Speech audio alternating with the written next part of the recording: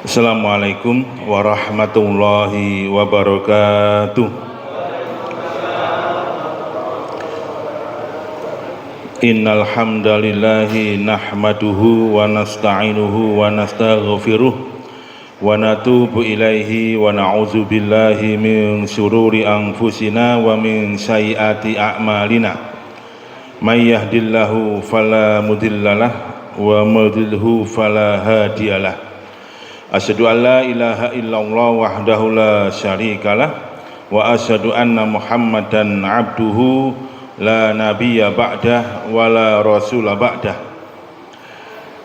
Nusalli wa nusallim ala habibina Muhammadin sallallahu alaihi wasallam wa ala alihi wa ashabihi wa man tabi'ahum bi ihsanin ila yaumiddin. Faqala ta'ala fi kitabil karim, a'udzu billahi minasyaitonir rajim, bismillahirrahmanirrahim. Ya ayyuhalladzina amanu taqullaha haqqa tuqatih wa la tamutunna illa wa antum muslimun. Hadirin muhtaramin, para bapak, para ibu jamaah Masjid Al-Basit rahimani rahimakumullah. Yang pertama, monggo sareng-sareng selalu mengucapkan syukur kepada Allah Subhanahu wa taala bilih wonten dalu menika saged sareng-sareng rawuh melaksanakan salat maghrib berjamaah dan tholabul ilmi. Mugi-mugi jadi amal soleh yang makbulah, Allahumma amin. Yang kedua, selawat ma'asalam selalu terutama junjungan kita Nabiullah Muhammad sallallahu alaihi wasallam.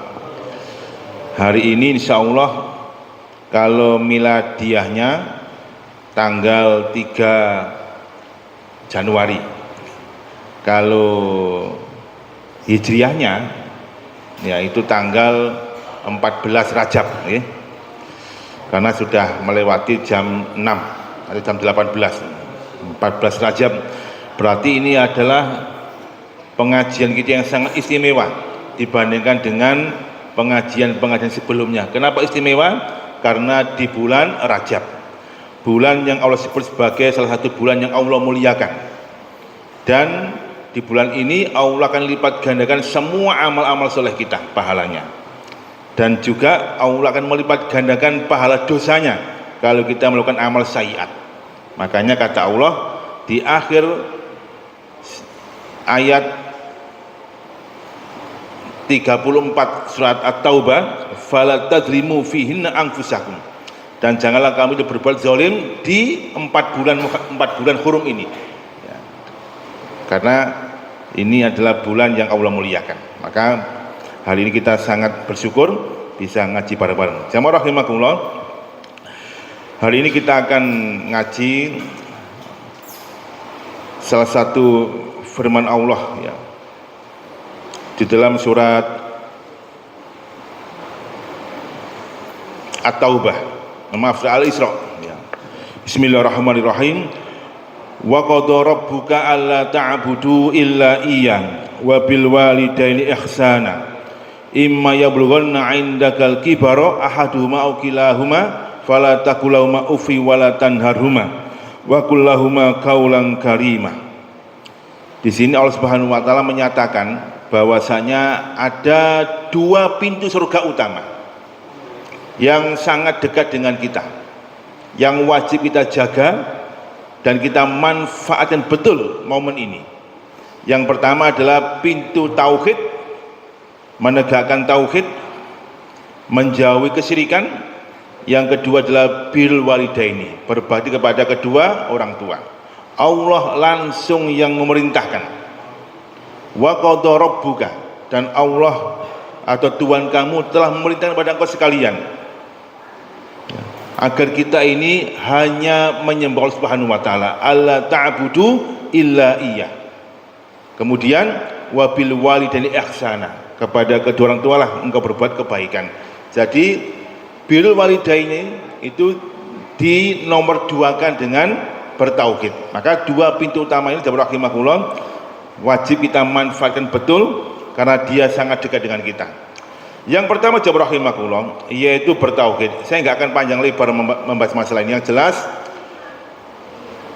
secinta-cintanya Allah kepada hambanya, kalau hambanya berbuat kesyirikan maka Allah akan berlepas diri pada hamba tersebut. Berkali-kali saya jelaskan bahwasanya Allah itu sangat mencintai hambanya, melebihi segala-galanya. Karena orang beriman itu Allah muliakan. Sebagaimana disebutkan dalam sebuah hadis riwayat Imam Muslim, pada suatu ketika ada seorang laki-laki yang menggendong anaknya, menimang-nimang anaknya. Kemudian bertemulah dia dengan Rasulullah. Rasul menegurnya dan mengatakan, hal tarhamuh, apakah engkau itu menyayangi bayi kamu itu, anak kamu itu? Naam ya Rasulullah, aku mencintainya karena ini adalah bayi saya, anak saya.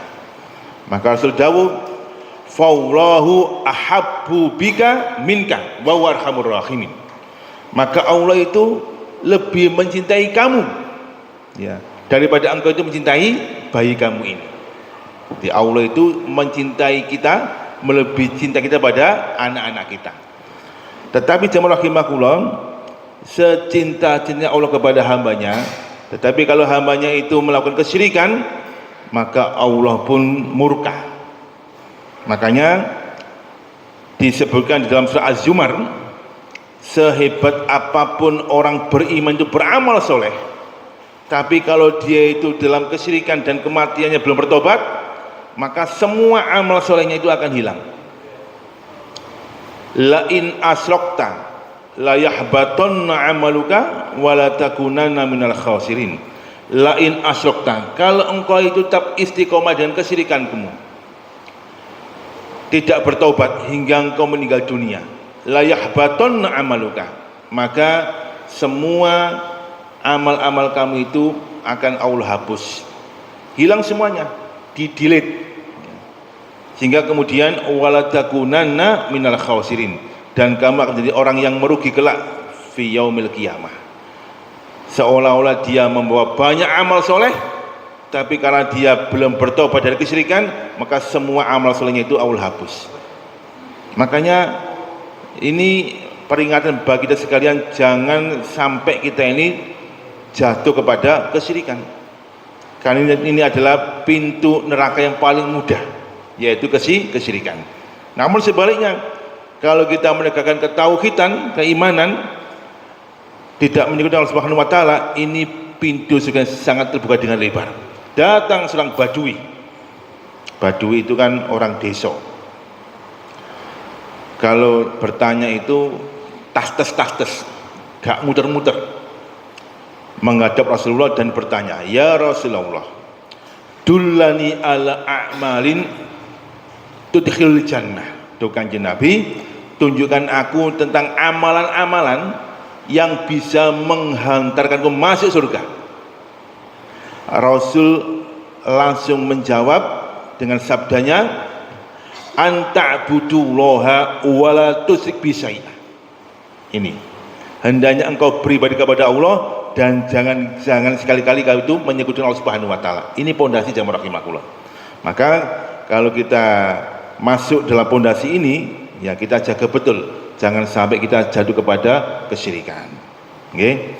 Bahkan kalau misalkan ada keluarga kita melakukan kesyirikan, maka kita wajib untuk menegurnya. Kalau dia itu mati dalam keadaan kesyirikan, misalkan dia murtad dan sebagainya, maka sudah putus hubungan nasabnya, dan kita nggak boleh mendoakan mereka. Ini namanya barok, sudah berlepas diri. Maka ini pintu yang pertama, ayo kita jaga tauhid kita, jangan sampai jatuh kepada kesyirikan. Pun. Yang kedua yang ingin kita bahas pada malam hari ini adalah pintu yang kedua, yaitu birrul walidain. Jamaah rahimakumullah, disebutkan dalam sebuah hadis Nabi, ya, bagaimana istimewanya birrul walidain. Ada seorang laki-laki datang kepada sahabat Nabi bernama Abdullah bin Abbas, Ibnu Abbas. Ketika itu didampingi oleh muridnya namanya Atok. Ibnu Abbas ini punya murid namanya Atok. Ya. Datang kepada Ibnu Abbas curhat. Annahu atau rajulun, datang seorang laki-laki kepada Ibnu Abbas dan berkata, ya Ibnu Abbas, Inni khatabtu imro'atan, saya ini pernah melamar seorang perempuan. Fa'abat an tangkihani, tapi ternyata perempuan itu menolak lamaranku, nggak mau menikah dengan saya, ditolak lamaran saya. Tiba-tiba beberapa hari kemudian, wa khatabah ghairi, ada seorang laki-laki jamaah Masjid Al-Basit ngelamar dia. Fahabat antakikaud, dan ternyata dia ini menerima lamaran ya, laki-laki dari jamaah Masjid Al-Basit. Masya Allah ya, karena rajin ngaji, rajin sholat berjamaah, diterima lamarannya ya. Fa'araftu alaiya, maka aku mengetahui itu dan aku cemburu. Karena aku cemburu dan marah, layo dibandingkan dengan laki-laki itu lebih baik daripada saya. Kenapa dia menolak saya, malah menerima lamarannya jamaah Al-Basit? Karena saya jengkel, fakotal tuha, aku bunuh perempuan itu, tak pateni wis, masisan gak oleh karo, pateni pisan. Maka saya pun menyesal. Ya Ibnu Abbas, fahalli min taubatin, adakah bagi saya pintu taubat setelah saya membunuh perempuan itu? Ibnu Abbas rahimahullah langsung menjawab dengan jawaban yang sangat simpel. Ummuka hayyah, apakah ibu kamu masih hidup? Qala la, sampun sedo. Qala, maka Ibnu Abbas berkata, tub ilallahi azza wa jalla wa taqarrab ilaihi mastata'ta. Ya udah kalau gitu, bertobatlah kepada Allah Subhanahu wa taala dan banyak bertakarub dengan ibadah-ibadah semaksimal yang kau mampu. Ya. Dah. Fazahabat, ya, kemudian laki-laki itu pergi, dan Atok ini berkata, muridnya tadi itu, ya Ibnu Abbas, wa Ibnu Abbas, lima sa'altahu an haidil ummi, tadi kenapa jenengan kok menjawab dari persoalan laki-laki itu bertaubat, kok dijawab dengan kehidupan, apakah ibu masih hidup? Apa hubungannya itu? Faqala, maka Ibnu Abbas berkata, inni la'alamu amalan aqraba ila Allah azza wa jalla min bil walidahi. Aku itu tidak menemukan satu amalan yang lebih istimewa, yang lebih utama, yang sangat bisa mendekatkan kepada Allah Subhanahu wa taala melebihi daripada bil walidai, berbakti kepada kedua orang tua. Ini amal yang sangat istimewa, derajatnya nomor 2 jamaah setelah kita ini beribadah kepada Allah Subhanahu wa taala. Nah, maka kalau hari ini kita masih punya orang tua kita, ada ayah ibu kita, ayo ya kita berbil walidai ini.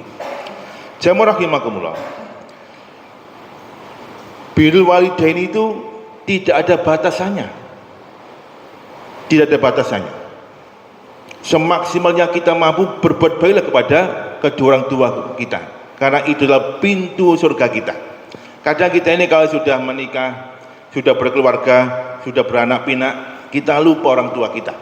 Padahal tidak ada namanya hadis atau nas yang menyatakan pintu surga ada di istri, pintu surga ada di anak, nggak ada. Pintu surga ada di orang tua. Datang seorang laki-laki kepada Khalifah Umar bin Khattab. Kebetulan Umar sedang nggak ada, ditemui oleh anaknya namanya Abdullah bin Umar. Laki-laki ini minta izin kepada Khalifah akan berangkat melaksanakan ibadah haji. Nah, ini salah satu nas ya, kalau kita mau berangkat safar ibadah haji dan umroh misalkan, pamitan, ojo ucul, nanti tanya yang diwangi kok ucul, ibadah haji, wah pamitan dulu. Maka katanya mau kemana kamu? Mau melakukan ibadah haji sama-sama saya, ibu saya sahabat sepuh. Ya udah, kata Abdullah bin Umar, la tansauna bidu'aika sholih, jangan kau lupakan kami doa-doa kebaikan kamu di tempat suci di sana ya, untuk kita sekalian di Madinah ini. Berangkatlah ini Ya, dua hamba Allah ini, anak dan orang dan ibunya. Ibunya sampun sepuh jam rahimakumullah, nggak bisa berjalan dengan tatak, ya, melakukan tunuk-tunuk. Imma yablughanna indakal kibaro ahaduhuma au kilahuma fala taqulahuma uffi wala tanharuma. Ya. Apabila satu dari keduanya atau kedua-duanya sudah tua renta, wis gak cetok pendengarannya, ngomongnya sudah gak jelas, ya, melampai pun tunuk-tunuk gak seperti kita ini, ya. Apa kata Allah? Fala taqulahuma uffi, jangan kamu itu berkata yang gak nyaman, atau fala tanharuma, jangan kamu bentak, cepet sawan aku nih, cepet. Nah, masya Allah, ya, selak kari gini, nah, jangan, ya. Fakullahuma kaulan karimah, dan katakan pada mereka berdua perkataan yang baik. Nah, karena orang tuanya ini ibunya sampun sepuh, maka ketika melakukan ibadah, mulai dari tawaf ibunya digendong. Tawaf yang di Ka'bah juga digendong. Ketika dia menggendong ibunya, dia berdendang dengan syairnya, kuntu ba'ir li ummi, sungguh aku jadi tunggangan, ibaratnya onta untuk ibu saya. Bahagia sekali dia itu menggendong ibunya mengitari Ka'bah 7 kali sambil berdendang. Setelah selesai tawaf, sa'i digendong juga. Semua aktivitas dia di tanah suci, di Mekah masa ibadah haji, digendong. Kalau sekarang kan ada kursi roda, digendong. Dari Mina ke Jamrat digendong, padahal Mina ke Jamrat jamaah jauh sekali itu jalan, digendong. Ketika makan disuapin, ketika mandi dibersihkan, ya, ini anak yang luar biasa.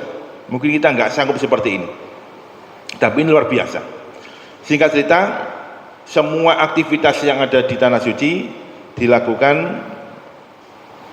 dengan cara ibunya digendong oleh anaknya. Pulanglah mereka ke Madinah dan mampirlah mereka ke Khalifah Umar bin Khattab. Ditemui lagi oleh Abdullah bin Umar anaknya. Katanya, saya sudah sampai di kota Madinah. Ya sudah. Terus mau apa katanya? Saya mau tanya ini, mau tanya. Ketika aktivitas saya di tanah suci, ibadah haji, semua yang aku lakukan adalah ibu saya tawaf, sa'i ke Jamrat, saya gendong. Terus kenapa? Ya saya gendong. Makan saya suapin, mandi saya mandikan, ya, ketika istinja saya bersihkan, semuanya saya lakukan dengan penuh keikhlasan. Terus ada apa katanya Abdul bin Umar? Katanya, sudahkah cukup, ya, bakti saya ini kepada orang tua itu dengan aktivitas seperti itu? Cukupkah? Agafani bitu'atiyah, cukupkah bagi saya ketaatan saya kepada ibu saya tadi itu dengan hal seperti itu yang luar biasa itu? Apa kata Abdullah bin Umar? Lah, nggak cukup, walaupun dengan satu asupan ASI dari susu ibu kamu, nggak cukup. Walau zafratan min zawafirya, walaupun hanya satu asupan, ya, air susu ibu kamu yang kau kecup itu, nggak cukup jawab rahimakumullah. Atau satu ngedenya ibu ketika ngeluarkan kamu itu, nggak cukup. Maka jawab rahimakumullah, seperti inilah orang tua kita, ya. Ada kisah lagi, ya. Doanya ibu itu jawab rahimakumullah itu juga mustajabah, baik doanya itu kebaikan atau kejelekan, ya, doa orang tua kita. Ada seorang laki-laki yang dia itu alim, namanya Juret, ya. Nama Juret. Diceritakan di dalam hadis, ya, ma takallama maulud minan nas fi mahdin illa Isa bin Maryam. Rasul mengatakan, tidak ada satupun bayi kecil yang baru lahir itu bisa ngomong kecuali bayi Isa bin Maryam. Dan masih merah kan, bisa ngomong, ya. Wa sahibu Juret, dan laki-laki pada masa Juret, ya. Qila ya Rasulullah, Saya belum pernah mendengar, ini para sahabat bertanya, belum pernah mendengar kisah tentang Sahibu Jurat ini. Bagaimana kisahnya? Rasul dawuh, fa inna Juraijan kana rajulan raiban fi sauma'atin lahu. Jurat itu adalah seorang laki-laki yang alim. Dia ini punya tempat ibadah, ya, dan terkenal di tengah masyarakat dia seorang yang alim. Jadi contoh teladan di tengah-tengah masyarakatnya. Kemudian wa kana ra'iya baqarin ya'wi ila asfali somati. Tetapi karena tempat ibadahnya itu ada tanah lapang yang sangat luas, biasa dipakai untuk orang mengembala kambing, itu ada di sekitar tempat dia ibadah. Nah, ternyata ada satu pengembala kambing yang nakal. Akhirnya wa kanat imra'atun min ahlil qaryah takhtalifu ila ra'i. Seorang perempuan pelacur itu melakukan hubungan yang tidak baik dengan pengembala ini. Singkat cerita, ya mereka berhubungan atau berzina. Nah, di bawah tempat ibadahnya itu ada seorang roi, ya pengembala itu yang nakal, berbuat zina dengan seorang pelacur. Beberapa waktu kemudian Jurat ini kedayuan ibunya. Fa'atat ummuhu yauman, kedayuan ibunya. Didodok pintunya. Assalamualaikum ya Jurat. Wawi soli, Jurat sedang sholat. Ibunya datang, dodok pintu, Jurat sedang sholat. Maka Jurat berpikir, ya Allah, aku sedang sholat. Faqala fi nafsihi wa wisoli ummi au sholati. Ya Allah, aku sedang sholat ini. Aku menjawab panggilan ibuku ataukah meneruskan sholatku ini? Ya. Maka bismillah, dia pun meneruskan sholatnya, tidak menjawab panggilan ibunya. Ibunya duduk lagi, ya Jurat, assalamualaikum. Ya Allah, ibuku semakin keras suaranya ini. Ummi au sholati, ibuku ada sholatku. Ya. Faro'a ayutsira sholata, maka dia pun lebih mengutamakan sholatnya. Yang ketiga kalinya, dok lagi, dok. Ya Jurat, nak. Ya, waduh ya. Bingung ini, yang ketiga kalinya. Udah, dia tetap meneruskan sholatnya. Akhirnya ibunya mangkel. Ya, ibunya mangkel dan ibunya pun bersumpah dengan mengatakan, la amataka Allah ya Jurat hatta tanzura fi wujuhil mu'misat. Demi Allah Jurat, ya, kamu nanti akan mengalami satu peristiwa besar, yaitu bersama seorang pelacur. Nah, ini sumpahnya gitu. Demi Allah, ya, kamu nanti akan mengalami satu kejadian besar bersama dengan seorang pelacur. Jurat, aduh ibu kurek, masya Allah dongane keapik ngeten ya. Nah, ngoten. Ini dongai ibu, sumpah ibu karena jengkel, ya, seperti itu. Akhirnya kemudian jamaah rahimakumullah, kita kembali ke pelacur yang tadi itu. Nah, pelacur yang bermain sama pengembala itu akhirnya melahirkan seorang bayi. Lahir bayinya. Kerajaan, pemerintah daerah ngerebek tempat pelacuran, digerebek semuanya. Makanya tertangkaplah ini perempuan pelacur ini dengan bayi yang masih merah. Anak siapa ini? Langsung dia menjawab, Jurat, anak Jurat. Gak ngaku kalau anaknya si pengembala itu. Anak siapa ini? Anak Jurat. Jurat ahli ibadah itu? Iya, dia yang berzina dengan saya. Nah, Jurat gak ngerti apa-apa, dipanggil Jurat itu. Dipanggil, kemudian disidang dan diruntuhkan yang namanya tempat ibadahnya itu karena melakukan perzinahan. Jadi masyarakat itu kan kalau sudah terbakar kan sudah seperti itu, enggak melakukan tabayun, langsung diruntuhkan tempat ibadahnya. Jurat pun digelandang ke istana atau ke pimpinan daerah, ke kantor Pemda.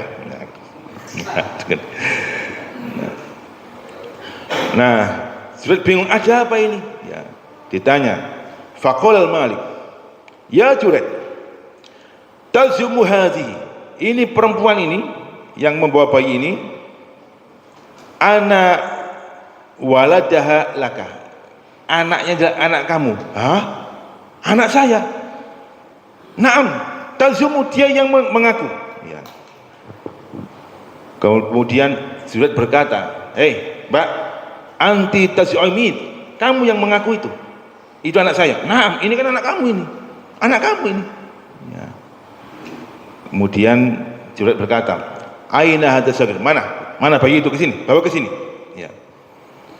Ternyata bayinya ditepuk oleh Junaid. Ngomong, man abuka, siapa bapak kamu? Ra'il bakor. Bayinya ngomong, yang masih muda itu ngomong, Ra'il bakor, bapakku adalah pengembala sapi, pengembala kambing. Ya. Loh, bayinya bisa ngomong.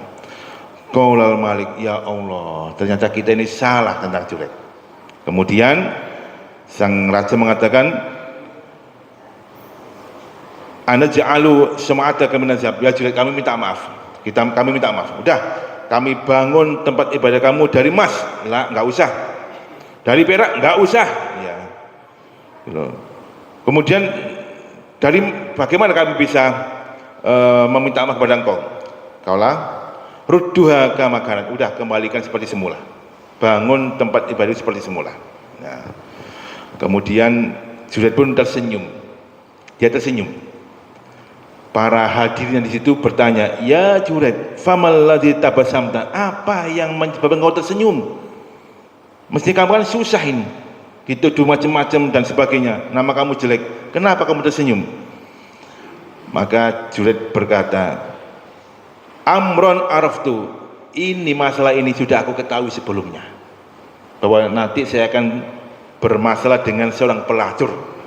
Loh, kenapa kok tahu? Ya, adroktani dakwatu ummi summa akhbarahum. Ya, karena aku tahu betul ini doa ibuku dulu ketika dia mangkel sama saya, tidak saya bukakan pintu. Loh jamaah, membikin emosi orang tua itu hati-hati. Apalagi membikin tangisnya orang tua, Masya Allah, lebih dahsyat lagi ancamannya. Ya, ada seorang laki-laki dari Yaman. Ini kan Yaman itu kan jauh, datang ke Madinah menghadap Rasulullah, berbaiat, hijrah dan jihad. Ditanya, untuk apa kamu ke sini? Uridul jihad, saya kepingin jihad. Jamaah rahimakumullah, jihad itu kan ibadah yang paling tinggi. Dirwatus sanami fil Islam al jihad fisabilillah, puncak amal Islam al jihad fisabilillah. Maka semuanya berbondong-bondong. Nah ini termasuk laki-laki ini dari Yaman. Yaman itu kalau ke Madinah itu podo karo kene Jakarta.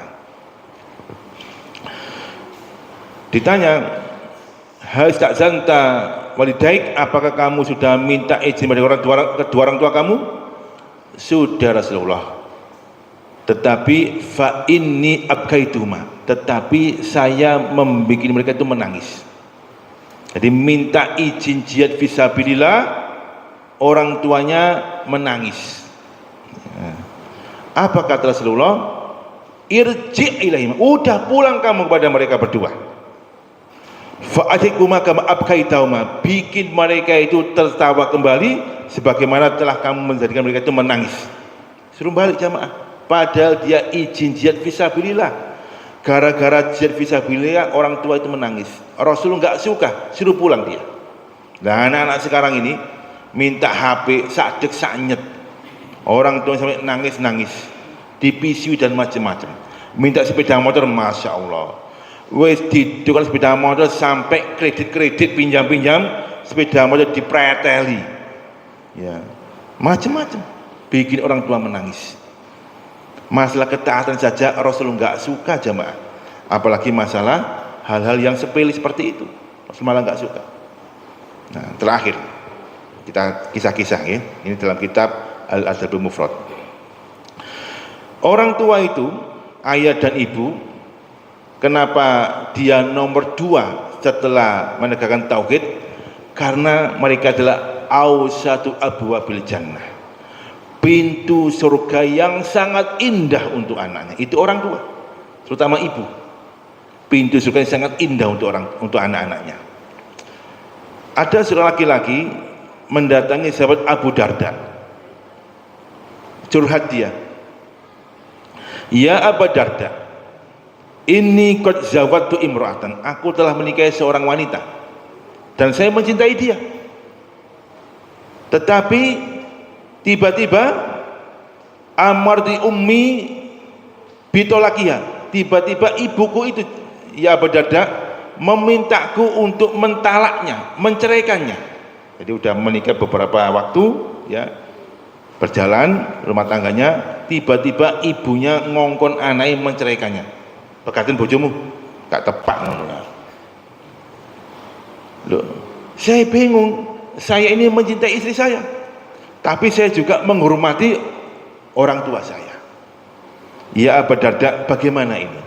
Abu Darda juga bingung mau menjawabnya, karena dua pilihan sangat sulit. Dia mencintai istrinya, dia juga berbakti kepada orang tuanya. Pilih yang mana kira-kira?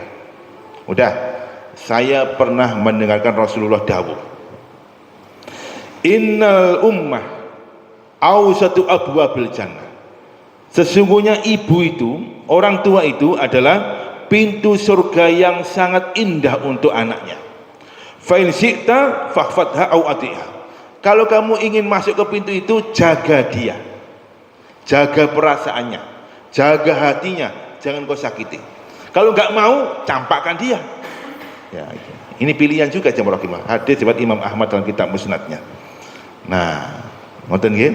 Nah, pertanyaannya, mosok ada sih ibu itu menyuruh anak laki-lakinya kongkon megat bojone? Ada nggak? Ada jamaah. Ada. Makanya bagi jenengan, bagi yang laki-laki harus hati-hati. Perempuan juga demikian, harus bersikap baik kepada ibu mertua khususnya. Begini jamaah rahimakumullah, surganya laki-laki itu adalah di kedua orang tuanya. Surganya istri di suaminya. Ini kuncinya. Sehingga jamaah rahimakumullah, jangan sampai anak laki-laki itu karena begitu cintanya kepada istrinya dan anaknya, kemudian mencampakkan orang tuanya. Sebagaimana kisah Alqamah, seorang laki-laki yang sangat taat kepada Allah Subhanahu wa taala, ketika dia nazak sakaratul maut, tidak bisa mengucapkan kalimat tauhid. Hingga Rasul heran, masa sih Alqamah gak bisa mengucapkan kalimat tauhid? Dia kan rajulun hamasa bi taatillah, semangat dalam bertaat kepada Allah Subhanahu wa taala. Enggak bisa mengucapkan kalimat tauhid. Diruntut-runtut, apa sebabnya Alqamah ini enggak bisa mengucapkan kalimat tauhid? Ternyata Rasul menemukan penyebabnya. Halil Alqamah ummah, apakah Alqamah masih punya ibu? Masih punya Rasulullah. Suruh ke sini ibunya. Nah, ibunya enggak tahu kalau Alqamah anaknya itu sedang sakit parah dan nazak.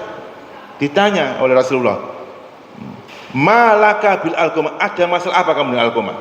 Kata ibunya, enggak ada masalah Rasulullah, biasa mawon. Dia nutup-nutupi ini. Kata Rasulullah, ana Rasulullah, aku Rasulullah. In kadzabti ja'a malaikatun ya'rifun, kalau kamu itu berdusta kepadaku, malaikat akan datang kepadaku memberikan tahu bahwa kamu berdusta. Malaka bil Alqamah, ada masalah apa kamu dengan Alqamah? Dijawab oleh ibunya, jamaah rahimakumullah, ya Rasulullah, ini sakhitatun ala Alqamah, do kanjeng Nabi, aku marah pada Alqamah.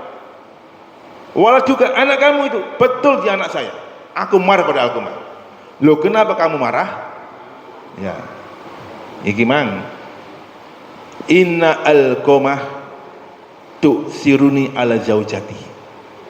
Alqamah itu ya Rasulullah lebih ngutamakno bojone ketimbang aku ibu kandungnya. Nggih. Lebih ngutamakno bojone ketimbang aku ibu kandungnya. Nek cara Jawane Alqamah iku disetir bojone. Nggih ya?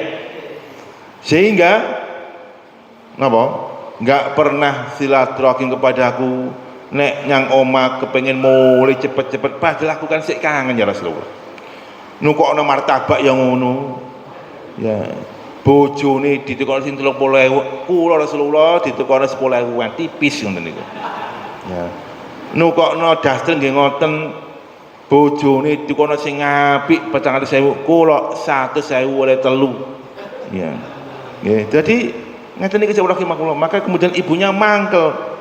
Ini sakhitatun ala alqamah, aku mangkel pada alqamah. Ya, makanya hati-hati ya, bisa seperti itu rahimahullah. Oleh karena itu, ibu adalah atau orang tua itu adalah pintu surga yang sangat indah untuk anak-anaknya. Makanya hati-hati. Kalau sudah orang tua sudah meninggal dunia, ya, maka anak-anaknya wajib mendoakan mereka. Mendoakan mereka. Ketika orang tuanya itu sudah tua, ya, jangan pernah berhenti untuk mendoakan mereka sampai mereka meninggal dunia. Karena doa-doa anaknya untuk orang tua itu sangat mustajabah. Bahkan bisa memberhentikan dua hal yang sangat mengerikan kelak fi yaumil akhir. Kalau misalkan orang tua kita, misalkan ada orang tua yang sedang diazab di alam barzah karena ada sebab dosa, itu azabnya berhenti ketika anaknya itu berdoa, Rabbighfirli wali walidayya warhamhuma kama rabbayani shaghira. Sehingga ketika itu sang ayah ngomong kepada malaikat, limadza taqifu tadribuni, kenapa engkau berhenti memukul saya? Dipecut itu orang tua ini di alam barzah. Kenapa engkau itu berhenti memukul saya? Dikatakan fa inna binaka ya idza istaghfirullah laka, karena anak kamu saat ini sedang berdoa memohon ampun pada Allah untuk kamu. Rabbighfirli wali walidayya warhamhuma kama rabbayani shaghira. Di sisi lain di dalam Jami' Sahih Muslim juga disebutkan, inna rajula turfa'u darajatuhu ilal jannah. Ada seorang bapak yang posisinya itu sudah di neraka, tiba-tiba diangkat derajatnya ke surga. Diangkat derajatnya ke surga. Sang bapak ini bertanya kepada Allah Subhanahu wa taala, "Ayya Rabbi, duh Gusti Allah, kenapa sekarang saya di surga di tempat ini?" Kila dikatakan, ya, karena anakmu itu selalu memohon ampun kepadaku untukmu sebagai orang tuanya.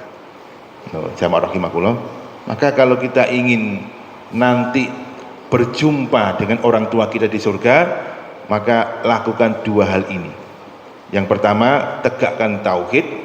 Yang kedua, birrul walidaini. Insya Allah kita nanti akan bertemu kembali dengan orang tua kita di surga, sebagaimana Allah janjikan di dalam surat At-Tur. Ya, Bismillahirrahmanirrahim. Dikatakan di situ bahwa nanti ketika di surga ada orang-orang itu yang berkumpul, berkumpul berhadapan-hadapan ahlu jannah itu. Kemudian mereka itu sukses story. Kamu kok bisa masuk surga? Apa resepnya? Kok masuk surga bersama anak dan istri kamu? Kok masuk surga bersama keluarga kamu? Bagaimana? Ya. Kemudian mereka pun berkata, ya, kanu fil ardi musfiqin, fid dunya musfiqin, kami itu di dunia itu musfiqin, yaitu takut Subhanahu wa taala. Sehingga kemudian Allah berkomentar, walladzina amanu, dan orang-orang yang beriman, orang tuanya beriman, anak-anaknya beriman, bertauhid, ya kan, putu-putunya juga beriman, wa tabassum dzurriyyatuhum bil iman, kemudian anak cucunya juga beriman. Ya, Masya Allah ya, orang tuanya beriman, mbah buyutnya juga beriman, anak-anak juga beriman, berbakti semuanya. Apa kata Allah? Alhaqna dzurriyyatahum, nanti kelak akan kami pertemukan mereka semuanya di surga. Ditemu namanya jamaah rahimakumullah. Meskipun meninggalnya itu melentrong-melentrong, orang yang mati di Jakarta, orang yang mati di Arab Saudi, orang mati di macam-macam, tapi ketika ikatan iman itu menyatu, maka alhaqna bihim dzurriyyatahum, kami akan pertemuan mereka kelak fil jannah. Sehingga kalau kita ingin berkumpul di dunia dan juga berkumpul kelak di surga, maka lakukan dua hal ini. Yang pertama adalah tegakkan tauhid, yang kedua adalah birrul walidaini. Dan terakhir, kalau kita ingin anak-anak kita juga berbakti kepada kita sebagai orang tua kita, sebagai orang tua. Kita ini kan jadi orang tua sekarang kan. Kita punya anak-anak kita, maka kuncinya hanya satu. Anda jangan pernah atau kita jangan pernah menyakiti orang tua kita. Lomanlah kepada orang tua kita. Maka insya Allah anak-anak kita juga akan loman kepada kita sebagai orang tuanya. Biru abaakum tabirukum abnaukum. Ya, berbuat baiklah kamu kepada orang tua kamu, maka niscaya anak-anak kamu juga akan berbuat baik kepada kamu sebagai orang tuanya. Lomanlah kamu kepada orang tua kamu, maka anak-anak kamu akan loman kepada kamu sebagai orang tuanya. Nek sampean medit kepada orang tua, anak-anak itu juga akan medit kepada orang tua. Nek sampean misal gak kerasan sambang wong tua, bolak-balik pun bah pun kepengin pamit padahal wong tua kepengin lepas ya kangen pada anaknya. Nanti anak-anak itu juga demikian. Ya. Seperti itu rahimakumullah. Maka ayo dua pintu ini kita manfaatkan sebaik-baiknya agar kelak kita bisa bertemu bersama fi jannatin naim. Demikian aku qouli hadza. Assalamualaikum warahmatullahi wabarakatuh.